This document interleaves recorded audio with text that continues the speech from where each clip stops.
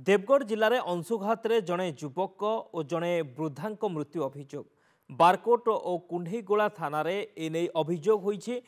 उभय मृतदेह व्यवच्छेद पर जिला मुख्य चिकित्सालय को पठाई तेबे व्यवच्छेद रिपोर्ट आसिबा परे मृत्युर कारण स्पष्ट हेब। मृतक हेले कुंडेईगोला थाना अंतर्गत ब्राह्मणीपाली ग्रामर लिंग बेहेरा और अन्य जनक होउछन्ति बारकोट थाना अंतर्गत बिछाखणी ग्रामर टिकेश्वर नायक।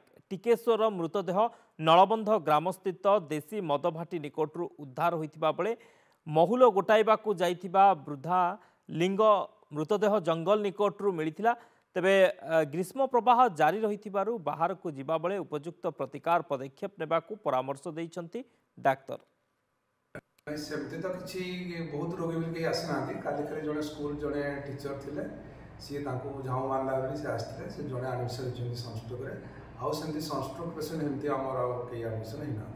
अच्छा सी दी जन को पोस्टमार्टम जाइए तो आम रिपोर्ट भी जाइन पोस्टमार्टम पर जना पड़े कौन से हाँ ना एमती हाँ एमती जब तो खराब डेफिनेटली लोक आसवे किंतु जेहेतु एपर्यंत आम पाक ये केस आसती जड़े केस भर्ती होती हाँ आम रखीचु आम सनस्ट्रोक रूम रे एसी 2टा रूम आम रखीचु 4टा बेड इमर्जेंसी में रखाई आउ समस्त ओआरएस दिखाई सब लोग इंस्ट्रक्शन दिखाई समस्ते